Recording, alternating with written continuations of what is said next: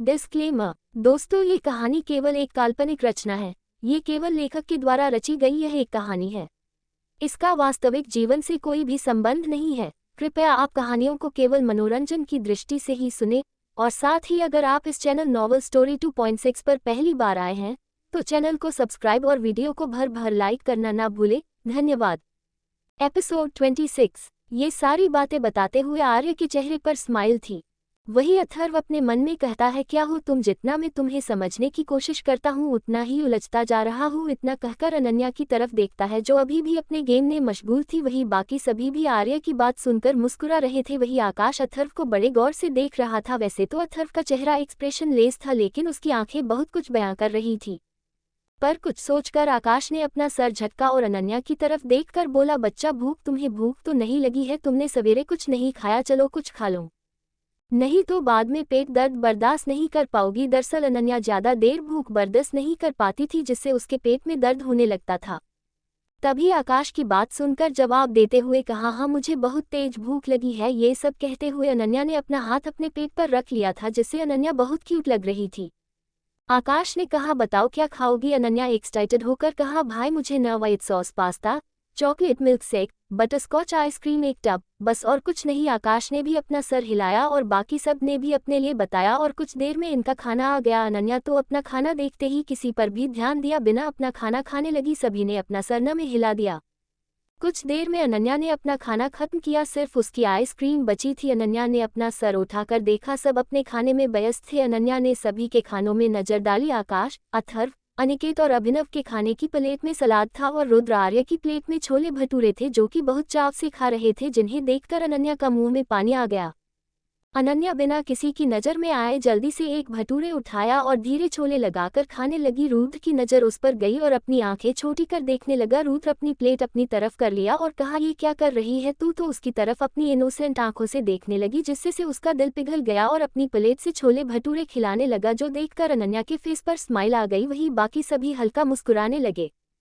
थोड़ी देर में सबने अपना लंच खत्म किया। अब बारी थी अनन्या की आइसक्रीम की, जो वो अकेले खा रही थी। वही रुद्र ने मुंह फुलाया हुआ था, जिससे देखकर, अच्छा ठीक है भाइयों, आप मुझसे नाराज मत हो, मैं खिला रही हूँ। इतना कहकर अनन्या ने आइसक्रीम की एक बाइट रुद्र की तरफ बढ़ा दिया तो रुद्र ने झट से खा लिया। तभी आर्य बोला, प्रिंसेस क्या आप हमें नहीं खिलाओगी? तो अनन्या ने आर्य की तरफ भी आइसक्रीम की एक बाइट बढ़ा दिया। आर्य ने भी खा लिया तो बाकी सब भी उसकी तरफ देखने लगे, तो अनन्या उनकी नज़रों को समझकर सभी को एक बाइट आइसक्रीम खिला दी। आखिर में जब उसने अथर्व की तरफ आइसक्रीम का एक बाइट बढ़ाया, सभी उसकी तरफ देखने लगे। कुछ देर के लिए तो अथर्व भी शॉक हो गया था। वही अनन्या ने जब देखा कि अथर्व आइसक्रीम नहीं खाया तो अनन्या मुंह बनाते हुए अपने मन में कहा, मुझे क्या न खाएं। वो अथर्व के होठों से आइसक्रीम का चम्मच दूर करने को हुई ही थी कि अथर्व ने झट से वो आइसक्रीम का बाइट खा लिया। एपिसोड 27। वही बाकी सभी की आंखें बाहर आने को थी, क्योंकि अथर्व ने उसके जूठे चम्मच से आइसक्रीम खाई थी, जो कि उसने कभी भी अपनी फैमिली में किसी का भी जूठा नहीं खाया था। वही अनन्या बाकी सब की तरफ देखकर कहती है कि आप सभी लोग मुझे ऐसे क्यों देख रहे हो? क्या मैंने कुछ गलत कर दिया? तो अथर्व भी अपने होश में आकर देखता है कि कैसे सभी उसे देख रहे हैं। तो अथर्व सभी को एक नज़र घूर कर देखता है, जिसे देख आर्य, रुद्र और अभिनव डर जाते हैं, लेकिन अनिकेत और आकाश को जैसे कोई फर्क ही नहीं पड़ रहा था। वो दोनों वैसे ही अथर्व को देखते हैं, जिसे देख अथर्व अपना सर न में हिला देता। ऐसे ही सब इशारों इशारों में बातें करते हैं, जिससे वहां का माहौल थोड़ा शांति भरा हो जाता है। वही अनन्या सबको अपनी चमकती आंखों से टुकुर टुकुर देखने लगती। उसे तो कुछ समझ में नहीं आ रहा था इतनी शांति हो क्यों गई। फिर कुछ देर तक तो अनन्या देखती रही, फिर जब उससे सब्र नहीं हुआ तो चिल्लाकर कहती, आप लोग क्या इशारे कर रहे हो, मुझे भी बताओ। इतना कहकर अपना मासूम सा चेहरा बना लेती है। वही बाकी सभी भी होश में आते हैं और अनन्या की बात सुनते हैं तो उसकी तरफ देखने लगते। तभी आकाश आगे बढ़कर अनन्या का हाथ पकड़कर कहता है, कुछ नहीं बच्चा, चलो घर चलते हैं, वैसे भी तुम काफी थक गई होगी ना? तो अनन्या भी अपना सर हाँ में हिलती हुई कहती, हाँ भाई मुझे अब लंच करने की नींद आ रही है, तो अब घर चलिए। तो आकाश अनन्या का सर प्यार से सहलाते हुए बोला, चलो। फिर रुद्र की तरफ देखती है तो वो बोली, चलिए भाई। फिर अनन्या सबकी तरफ देखकर अपनी क्यूट आवाज में बोली, भाई आप लोग मुझसे मिलने जरूर आना, ये नहीं करना मैं गई तो आप लोग मुझे भूल जाओ। अनन्या ये सब कहते हुए अपना मुंह बना रही थी। वही बाकी सब भी जब उसकी बात सुनते हैं तो सबके चेहरे पर मुस्कान आ जाती है। तभी आर्य बोला, अरे प्रिंसेस ऐसे कैसे, हम तुम्हें भूल जाएंगे, अभी तो साथ में हमें ढेर सारी मस्ती करनी है। और फिर उसके कान ने झुककर धीरे से बोला, और इन डेविल्स से मेरे लिए बदला भी तो लेना है। इतना कहकर उससे से दूर हो जाता है और अपने दांत दिखा देता है। वही आकाश और बाकी सभी उसे घूर रहे थे। तभी रुद्र ने बोला, भाई अभी आप क्या कह रहे थे अनु के कान में? आर्य बोला, ये मेरा और प्रिंसेस का सीक्रेट है, तो तुझे क्यों बताऊं, क्यों प्रिंसेस? इतना कहकर वो अनन्या की तरफ देखकर अपनी एक आई विंक कर देता है। वही रुद्र जब उसकी बात सुनता है तो अपना मुंह बनाते हुए कहता है, अनन्या से कहता है, ये क्या बात हुई अनु, तू मुझे अपना सीक्रेट नहीं बताएगी? अनन्या उसे अपनी जीभ दिखाते हुए, मैं क्यों बताऊं? उसका जवाब सुन रुद्र कुछ बोलता उससे पहले ही आकाश की आवाज आई, चलो घर, अब नहीं जाना क्या, या यही बहस करना? वही अनन्या और रुद्र आकाश की आवाज सुनकर चुप हो जाते हैं। वही अथर्व इतनी देर बस अनन्या को देख रहा था कि अनन्या ने उससे बात करने की एक बार भी कोशिश नहीं की। नहीं तो इससे पहले अनन्या जब भी अथर्व को देखती उससे बात करने के नए नए बहाने बनाया करती थी। अब भाई अथर्व को कौन बताए, ये हमारी अनन्या नहीं आन्या जो अपने आगे किसी की नहीं सुनती। वही अनन्या बाकी सभी के साथ मजाक मस्ती करने बाद एक नज़र अथर्व को देखती है तो अथर्व उससे देख रहा होता है तो वो तुरंत अपनी नज़रें फेर कर आकाश रुद्र के साथ निकल जाती। वही अथर्व जो कब से अनन्या के एक नज़र का इंतजार था, वही को जब अपने तरफ देखता पाकर अचानक ही उसका दिल धड़कने लगा। पर जैसे ही उसने अपनी नज़र फेरी जो अब तक शांत थी, उन आंखों गुस्सा भरने लगा और धीरे धीरे उसकी आंखें ब्लड शॉट रेड हो गई। जाहिर सी बात है कि अनन्या का यूं नज़रें फेरना उसे रास नहीं आया।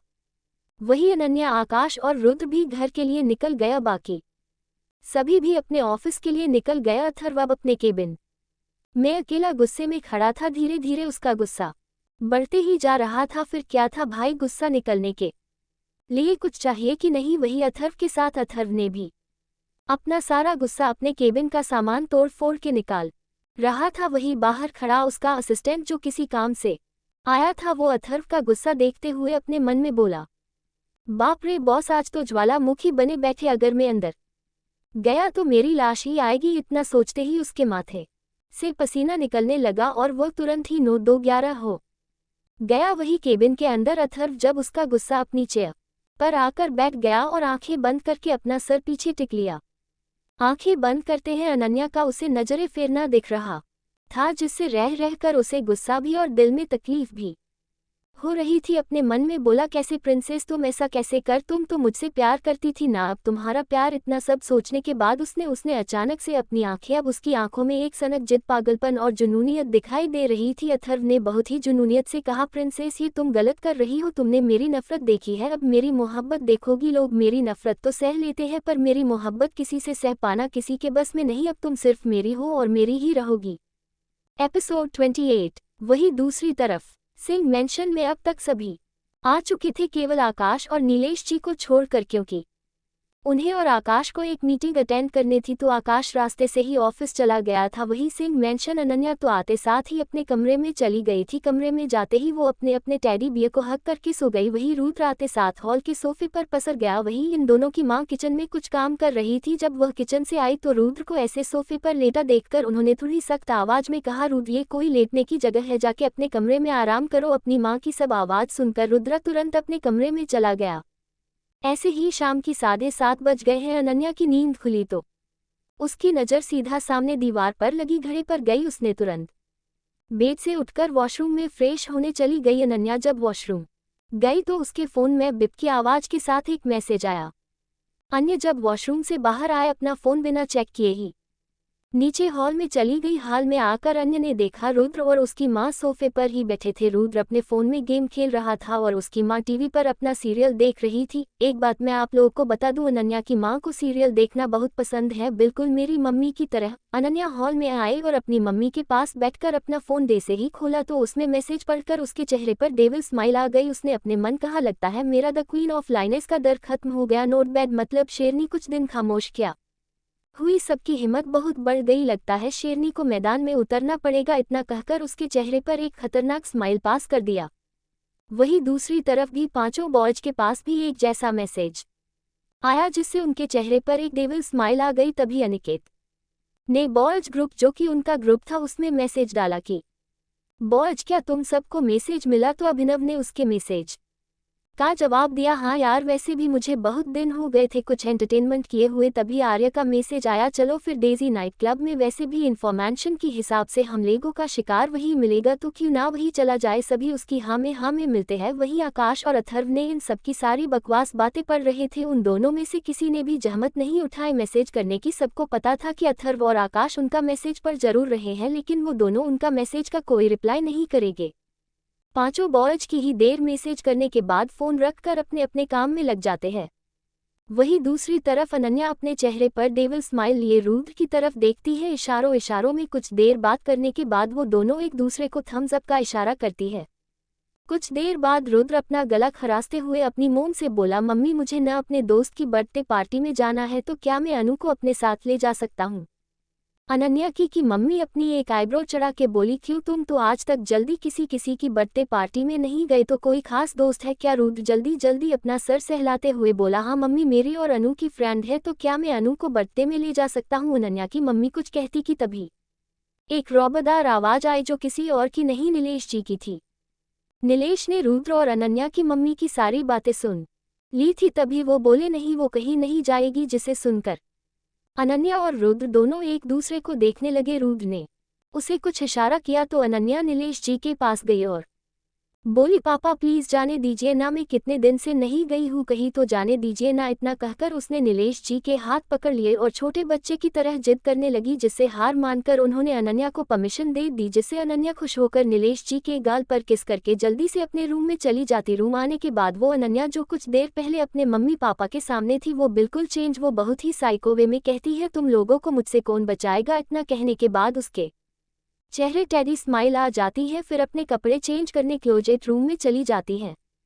कुछ देर बाद अनन्या तैयार होकर आती है। उसने इस वक्त ब्लैक क्रॉप टॉप और ब्लैक जीन्स के साथ वाइट शूज पहना हुआ था और अपने बालों की मेसी बन बनाया हुआ था और साइड में बटरफ्लाई वाली क्लिप लगाई हुई थी, जिससे हॉट और क्यूट दोनों लग रही थी। अनन्या जल्दी से तैयार होकर नीचे आती है तो देखती है कि रुद्र तैयार होकर उसका इंतजार कर रहा था। रुद्र भी कम हैंडसम नहीं लग रहा था, दोनों बही बहन कतई जहर लग रहे थे। तभी अनन्या ने अपनी नज़र चारों तरफ घुमाई और देख तो उसे आकाश नहीं दिख रहा था, तो वो बोली, मम्मा भाई नहीं दिख रहे हैं। उसका जवाब नीलेश जी ने देते हुए कहा, प्रिंसेस आकाश की एक इम्पोर्टेंट मीटिंग थी तो नहीं आया, उसे आज देर हो जाएगी। अनन्या ने बस अपना सर हिला दिया। इसके बाद रुद्र और अनन्या जाने को हुए तो नीलेश जी ने उन्हें रोककर रुद्र से अपनी से थोड़ी सख्त आवाज में बोले, प्रिंसेस का ख्याल रखना, इधर उधर कहीं उसे छोड़कर अकेले मत चले जाना। इतना कहकर वो रुद्र को घूर कर देखते हैं तो रुद्र अपनी गर्दन हाँ में हिला देता है। फिर अपने मन बोला, पापा इसे लोगों बचाने की नहीं बल्कि उन लोगों को इससे बचाने के लिए, इतना अपने मन में सोचकर बाहर निकल जाता है। वही अनन्या भी उसके पीछे पीछे निकल जाती है। वही नीलेश जी उन दोनों को बिना किसी भाव के जाते हुए देख रहे थे, पर उनकी आंखों परेशानी, चिंता और किसी को देने का डर भी उनकी आंखों में दिखाई दे रहा था। तो दोस्तों आगे क्या होगा यह जानने के लिए इस स्टोरी को सुनते रहिए सिर्फ और सिर्फ novel_story_2.6 चैनल पर। और अगर कहानी आप सभी को पसंद आए तो वीडियो को लाइक, कमेंट और शेयर जरूर करें। धन्यवाद।